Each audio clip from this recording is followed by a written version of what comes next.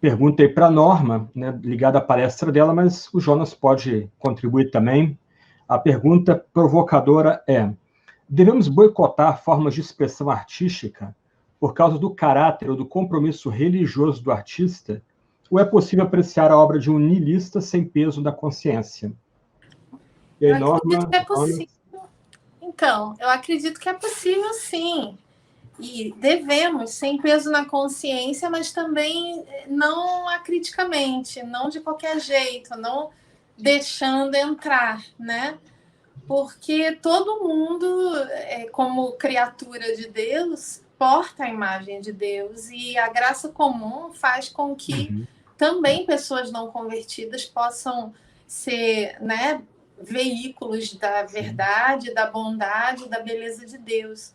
Agora, apreciar antenados, né? Ao mesmo tempo contemplando, apreciando e deixando aquela beleza de fato impactar.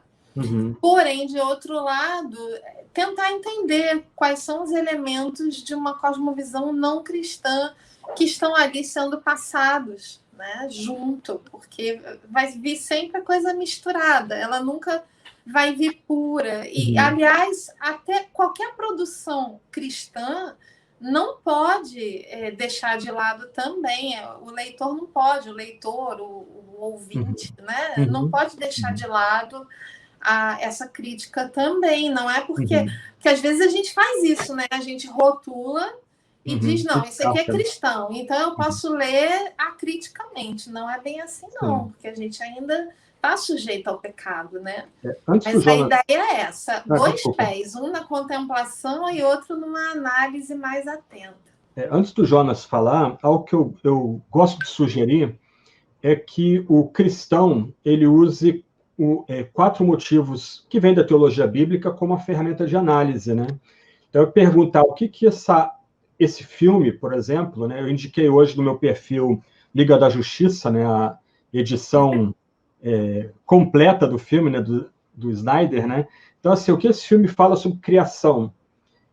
Um mundo idílico, né? Sem pecado, intocado ainda, sem mácula. O que o filme fala sobre queda, redenção, restauração de todas as coisas? Então, esses 4 motivos ajudam bastante a gente a tentar perceber, mesmo numa obra feita por alguém que não é da fé, o que a gente pode usufruir dali em termos de beleza, de integridade, de verdade, etc. Né? E aí, Jonas, o que você acha? Eu penso que uma das coisas mais difíceis é a gente equacionar esse pré-julgamento que a gente já tem por conta de sabermos em que vai dar qualquer obra niilista, né?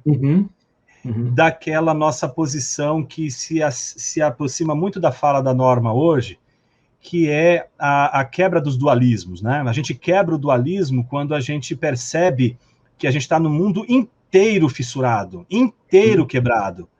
Mas isso não significa que ele esteja proporcionalmente quebrado.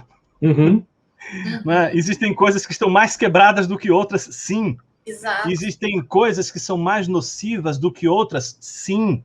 Existem também visões de mundo que, como que eu posso dizer, eles geram filhos em nossas mentes, sem que a gente perceba, porque a arte ela tem esse poder de envolver-nos para além daquilo que é meramente lógico. A arte ela tem esse poder de nos colocar diante da possibilidade de reunir coisas que no mundo da vida nunca estariam juntas.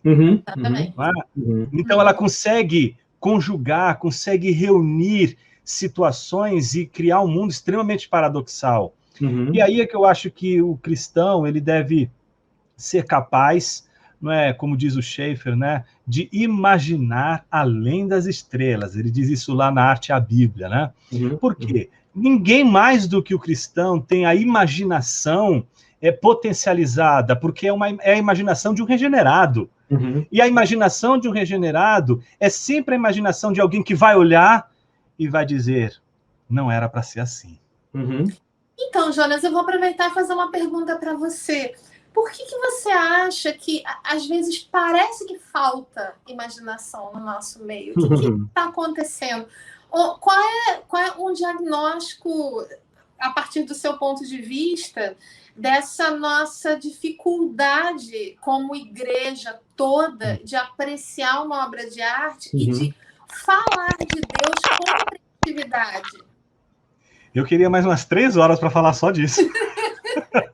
Mas, Norma, o que eu penso, né, tentando resumir, tem muito a ver com o que eu acabei de falar agora na palestra, né?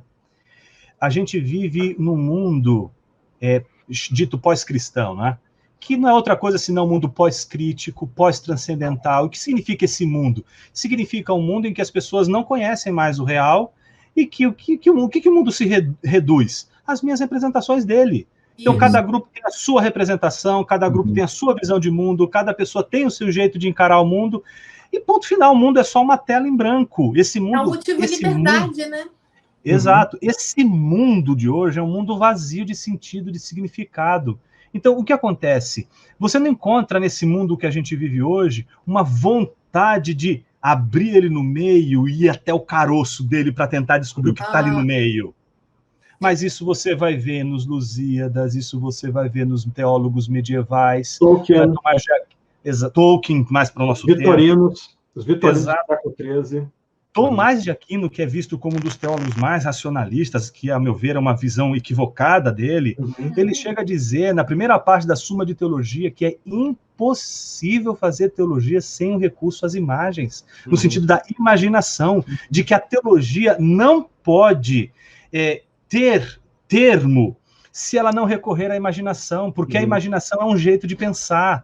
Só que a imaginação para os medievais é diferente da gente. A imaginação para os medievais, as imagens eram portadoras de essência. Imagine que as essências que estão no mundo, elas estão agora sendo transicionadas pelas imagens. A gente não acredita mais nisso, a gente não acredita nem mais em essência. Quando a pessoa fala em natureza hoje, fala natureza, isso é coisa medieval, isso é coisa antiga. Natureza, natureza tem cheiro? Quanto pesa a natureza? Que cor tem a natureza? Então, a questão da natureza, da essência das coisas, que aquilo que a nossa mente pode captar, não existe nesse mundo que a gente vive hoje. Por isso que o Lewis... Exato. Você falou em ordem, né? É a negação da própria ordem. É a negação da ordem. O Lewis trata isso numa tese dele, que chama-se A Imagem Descartada. Ele faz um escrutínio da visão medieval, né, de mundo. E tanto é que ele dizia assim, que se alguém quisesse encontrá-lo, fala assim, gente, eu não estou no século XX. Se vocês quiserem me encontrar, eu estou lá no século XIII. Que ótimo. Né? Porque é ali que eu estou vivendo. Então, diante de todas aquelas ordens, lembra das esferas que os medievais fazem, de hierarquias celestiais, hierarquias terrestres, com toda aquela ordenação, com toda aquela organização.